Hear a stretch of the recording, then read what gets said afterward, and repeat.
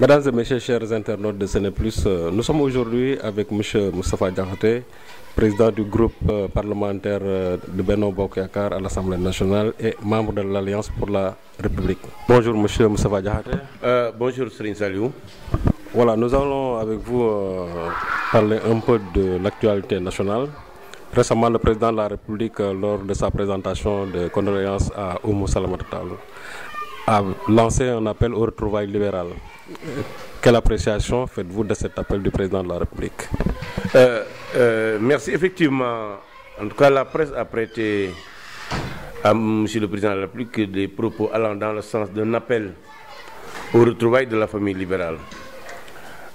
Moi, personnellement, je me réjouis de cet appel. Et je pense que le président de la République est conforme avec lui-même.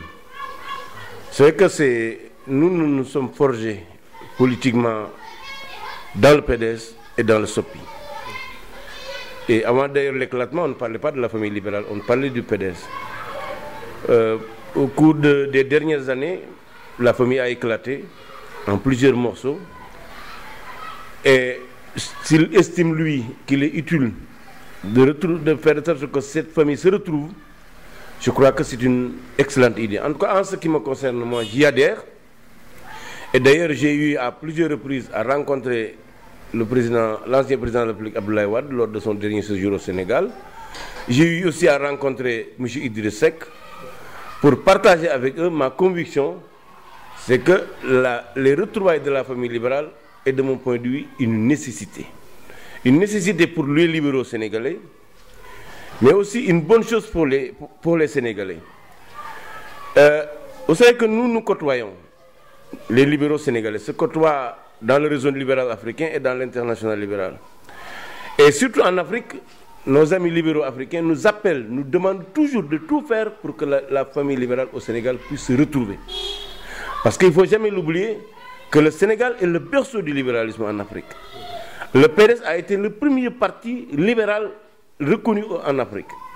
Et je crois que personne ne peut nier la contribution du PDS et du SOPI à la construction de la démocratie sénégalaise. Et évidemment, quand Abdoulaye Wade est arrivé au pouvoir, il a fait énormément de choses, mais aussi il a commis beaucoup d'erreurs. Erreurs qui ont plus ou moins abouti à l'éclatement de cette famille. Mais je crois que, compte tenu de tout ce que nous avons fait pour ce pays, nous devons faire preuve de dépassement, pour oublier les rancœurs et essayer de reconstruire cette famille libérale sous un même toit politique. Et sur ce, je crois que nous pouvons nous inspirer de l'histoire du Sénégal. Tout le monde se souvient de la division qu'il y avait entre Senghor et Lamine Gueye, division qui ont entraîné des violences et même des morts d'hommes, et que pourtant, finalement, ils sont finis par se retrouver et gouverner le Sénégal ensemble, Lamine Gueye s'occupant de l'Assemblée nationale et Senghor, la présidente de la République. Le même phénomène est en train de se produire aujourd'hui en Côte d'Ivoire, où les héritiers d'Houphouët-Boigny sont en train de se retrouver pour construire un même toit politique, une même famille politique, ce qu'on appelle là-bas le RHDP, c'est-à-dire le Rassemblement des soviétistes pour la démocratie et la paix. Et la nouvelle tendance, la nouvelle dynamique qui est enclenchée là-bas, c'est de faire du RHDP un parti unifié des héritiers d'Houphouët-Boigny. Je crois que le Sénégal, en tout cas les libéraux sénégalais, doivent pouvoir s'inspirer de ces deux exemples que je viens de citer pour bâtir un puissant parti libéral. Cela participera évidemment à assainir davantage l'espace politique, mais aussi à apporter plus de cohérence dans cet espace politique. Mais quelqu'un comme Idriss Seck, qui est un produit de cette famille libérale, a parlé d'une diversion et d'une manipulation politique. Vous partagez? Oui, non, je crois qu'il le dit, ça c'est une communication pour le public. Moi, je l'ai rencontré personnellement et je sais que personne n'est plus soucieux qu'Idriss Seck des retrouvailles de la famille libérale. Je crois que c'est pour la consommation peut-être de l'opinion, mais ce n'est pas une diversion. Je crois que Macky Sall aujourd'hui ne se trouve pas dans une position où il se sent si faible pour demander aux libéraux de se retrouver. Qu'on se le rappelle quand même, c'est lui qui a gagné la présidentielle 2012, c'est lui qui a gagné les législatives, c'est lui qui a gagné les locales et c'est lui qui vient de remporter le référendum contre le PDS et une bonne partie contre Idriss Seck. Donc vraiment, nous ne nous trouvons pas dans une position de faiblesse qui nécessite qu'on puisse appeler du renfort libéral. c'est que nous pensons que les retrouvailles de la famille libérale, c'est une bonne chose parce que nous nous connaissons, nous nous sommes pratiqués et nous pensons qu'en nous mettant ensemble, nous pouvons effectivement contribuer de manière beaucoup plus décisive à la marche du pays. À l'Assemblée nationale, la polémique enfle au sujet du poste occupé, du poste de député, récemment lâché par M. Mamour Cissé. Bon, vous avez soutenu publiquement que ce poste revenait à Alioune Sow, alors qu'il y a des dispositions constitutionnelles et réglementaires de l'Assemblée nationale qui disent que lorsque quelqu'un quitte son parti, en tout cas démissionne d'un parti, il est déchu automatiquement de son poste de député. Même si Alioune Sow, vous n'avez pas encore occupé ce poste-là, mais il est démissionnaire du PDS. Donc, de façon, dans l'esprit, est-ce que réellement Alioune Sow peut revendiquer un tel poste? Écoutez, vous savez que vous avez dit si quelqu'un, non, il ne s'agit pas de quelqu'un, si un député démissionne de son parti, il perd son mandat. C'est-à-dire la Constitution, et cet article a été repris par le réglementaire de l'Assemblée nationale. Maintenant, Alioune Sow, au moment où il a quitté le PDS, s'il a quitté le PDS, de mon point de vue, il n'était pas encore député. Parce que pour être député, il faut être installé au sein de l'hémicycle. Et pour le moment, ça n'a pas été, en tout cas, ce n'était pas le cas au moment où il fallait donc faire appel à Alioune Sow. Maintenant, vous savez qu'à l'Assemblée nationale, nous avons des procédures. Quand un député démissionne, on convoque son suivant immédiat homme s'il s'agit d'un homme. Et pour le cas d'Ousmane Ngom, c'est le cas. C'est un homme. Ousmane a été, son suivant immédiat, le suivant d'Ousmane Ngom, c'est effectivement Mamour Cissé, qui a décliné, qui dit qu'il ne souhaite pas siéger à l'Assemblée nationale. Le suivant d'Alioune Sow, de Mamour Cissé, c'est Alioune Sow. L'Assemblée nationale est obligée, par les textes, d'appeler le suivant de Mamour Cissé. Et ce suivant de Mamour Cissé, il se trouve être en l'occurrence Alioune Sow. Donc nous le convoquons. Si lui, il vient et décide de siéger, mais à partir de ce moment, ce n'est plus notre problème parce que nous avons respecté ce que le réglementaire nous impose. Maintenant, si le PDS estime que Alioune Sow, si Alioune Sow est admis à l'Assemblée, c'est une violation de la Constitution, je crois que le Parti démocrate sénégalais dispose des voies de droit pour attaquer une telle décision. Mais maintenant, en ce qui me concerne, j'estime que ces polémiques ne sont pas utiles. Et de mon point de vue, il faut les éteindre immédiatement. Quoi faisant? Monsieur le Président de la République, qui est le garant du fonctionnement des institutions, du bon fonctionnement des institutions, de mon point de vue, aiderait l'Assemblée nationale en saisissant lui-même le Conseil constitutionnel pour lui demander la conduite à tenir. Et l'avis que donnera le Conseil constitutionnel s'imposera à nous tous pour le présent et pour l'avenir. Je crois que c'est cela que nous devons faire. Moi, je crois qu'on n'a pas besoin d'occuper les médias, de bomber le torse, au moment où nous disposons au niveau du Sénégal d'une instance qui peut régler le problème sur le plan du droit. À ce niveau-là, moi je ne soutiens ni l'un ni l'autre.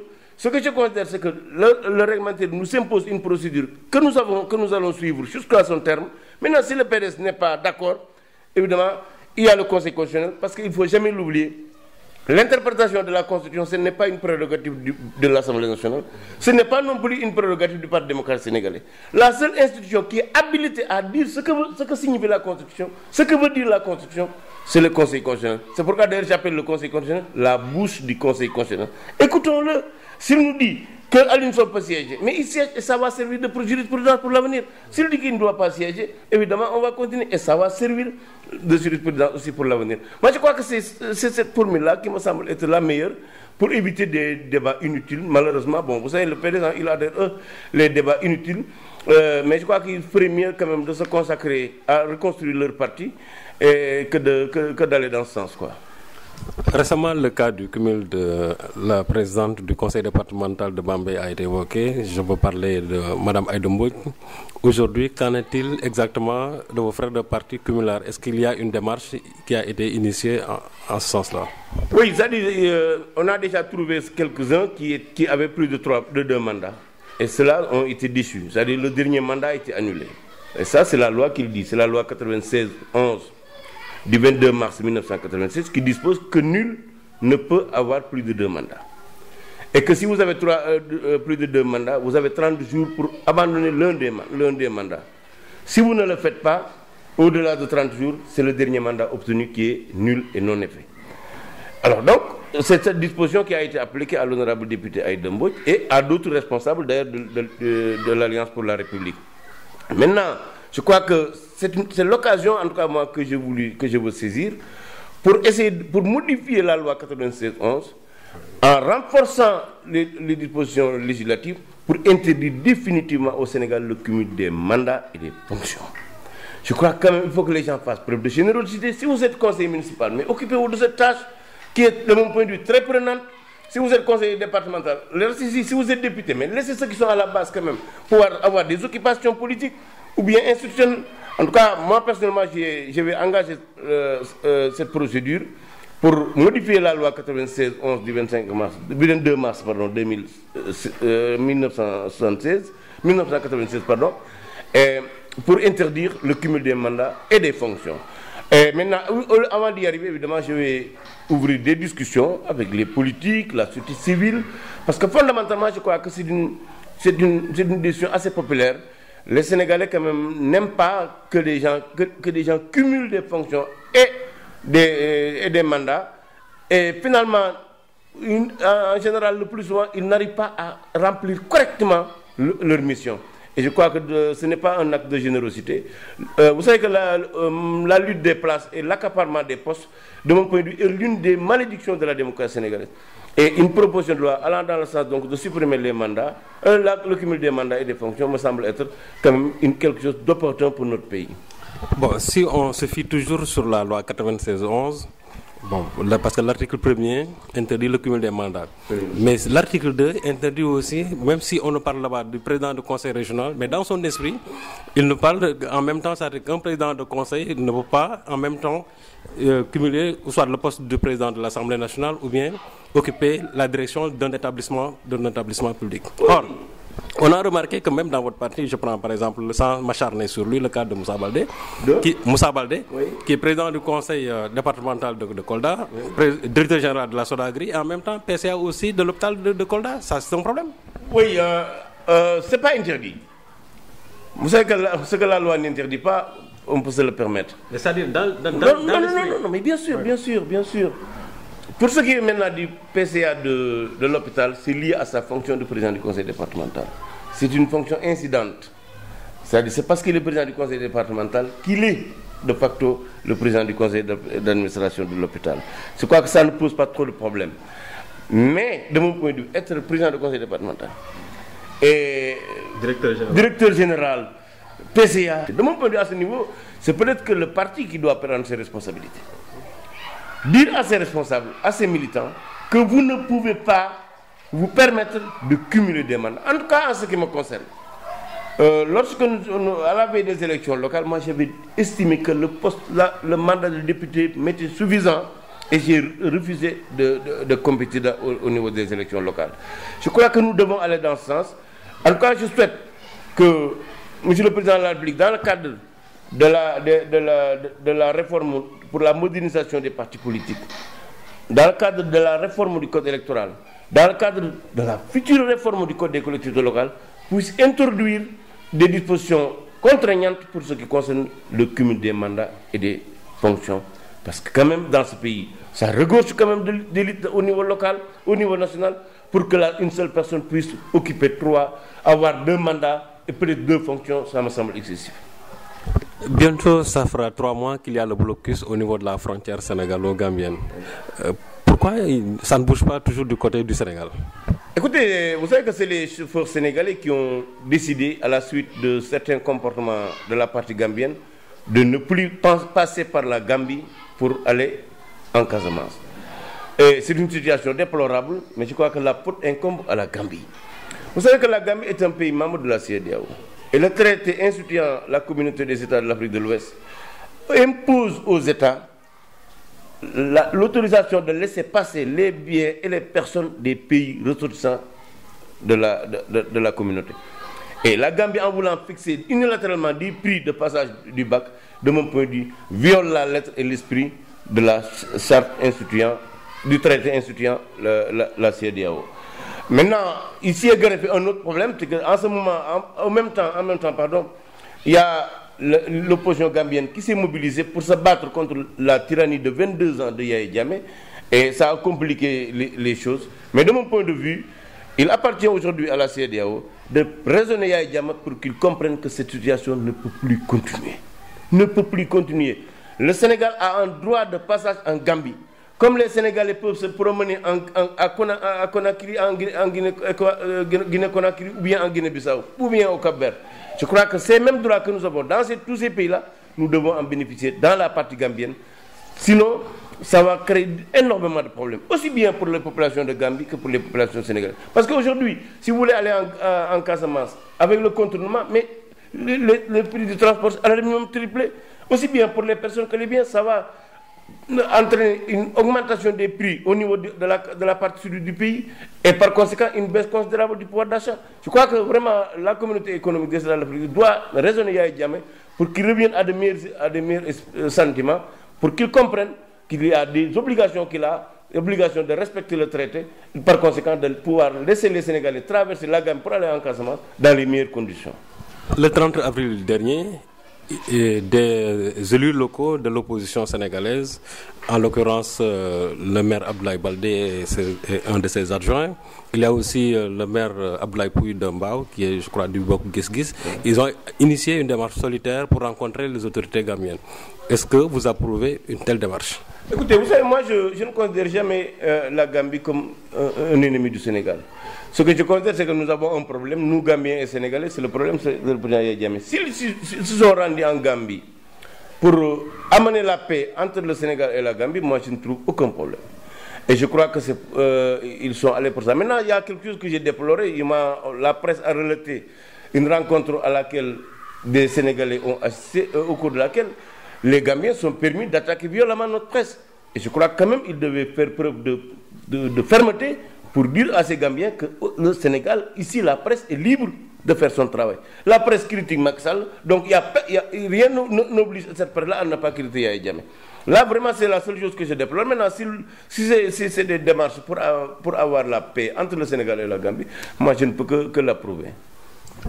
La crise scolaire, malgré l'appel du président de la République et les assurances qu'il a données lors de son message à la veille de l'indépendance et aussi récemment lors de la fête du 1er mai, mais on constate jusqu'à aujourd'hui que c'est le statu quo au niveau même des principaux syndicats de l'éducation. En réalité, qu'est-ce qui bloque au niveau du gouvernement?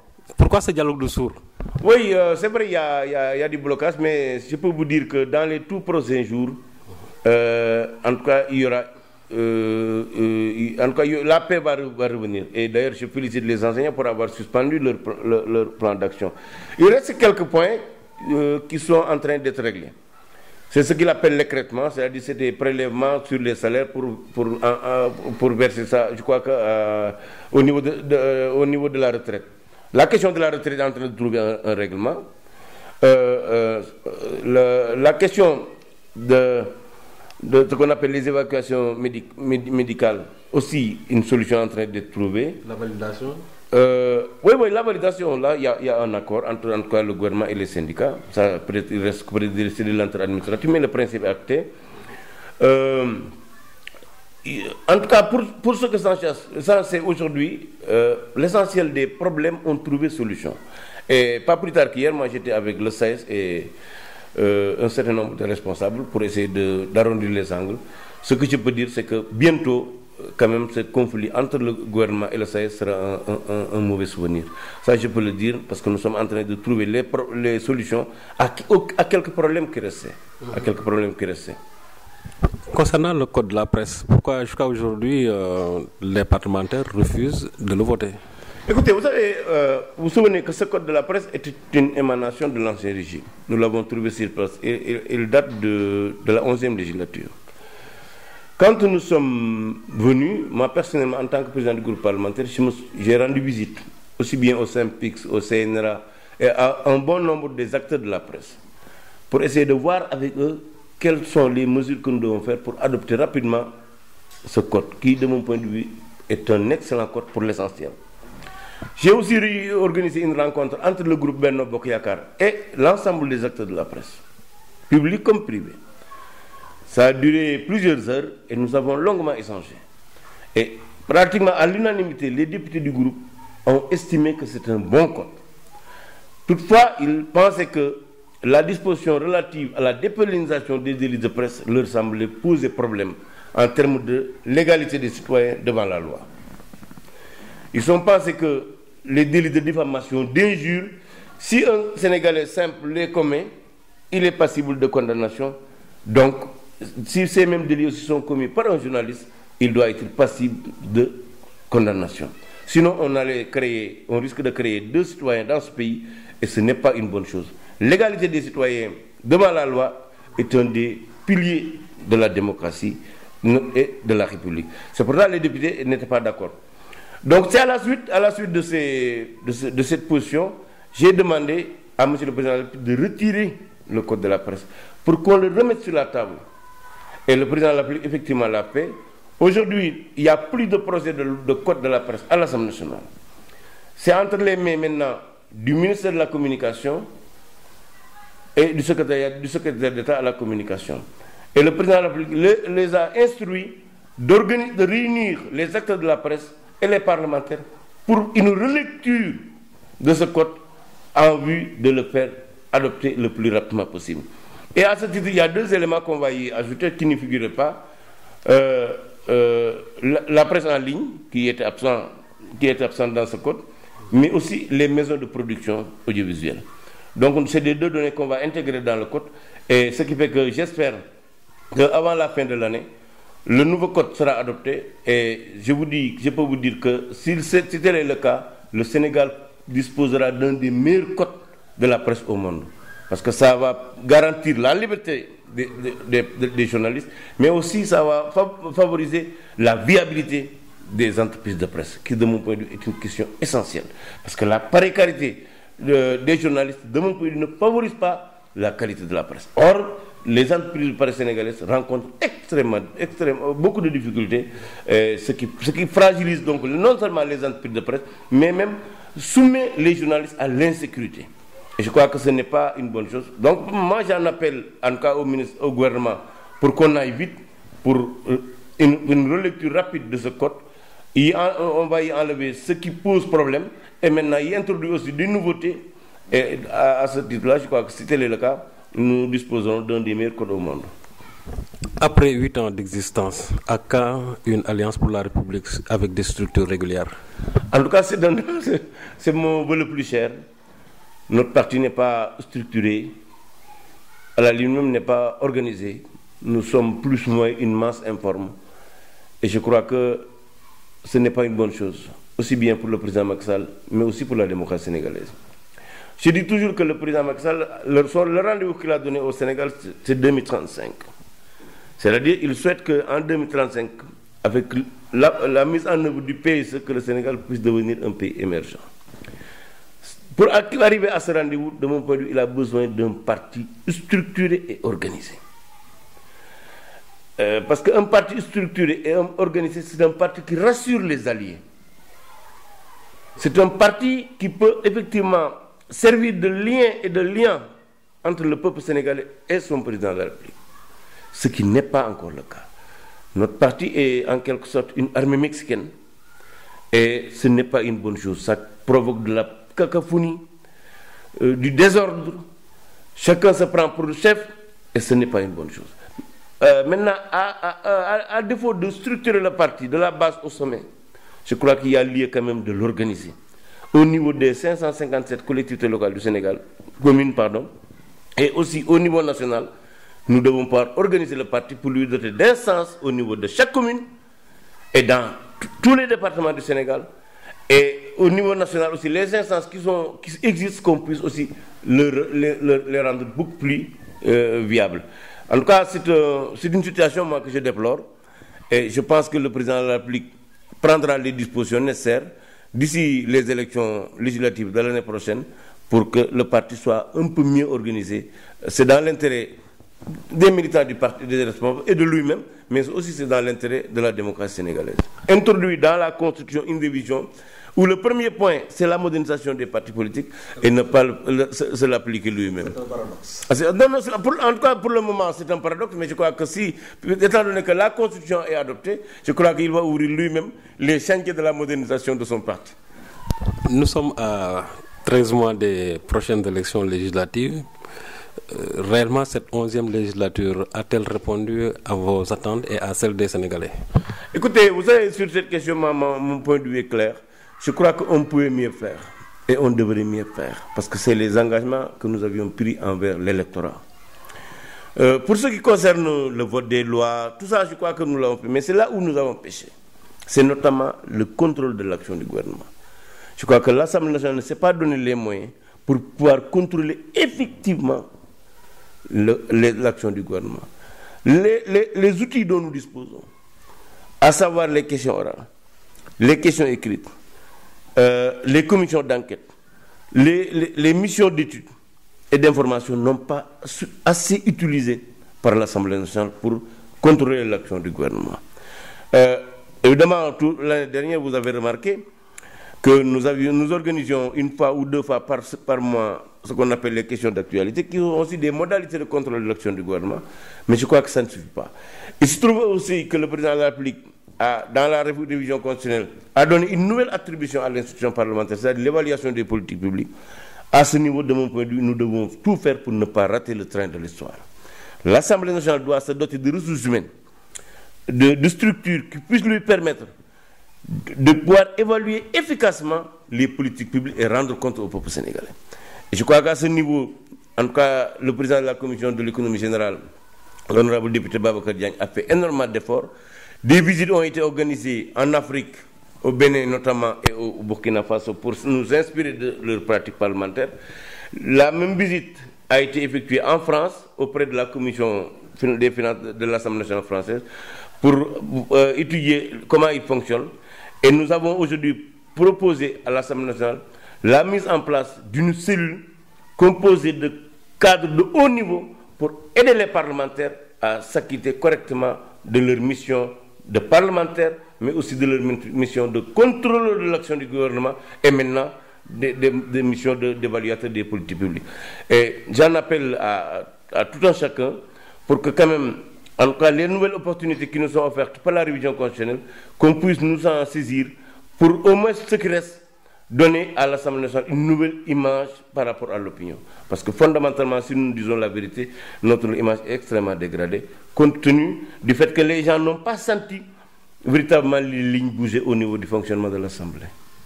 Merci, M. Moustapha Diakhaté. Voilà, merci. Nous recevions M. Moustapha Diakhaté, président du groupe parlementaire Benno Bokk Yakaar et membre de l'Alliance de la République. Nous vous donnons rendez-vous la semaine prochaine.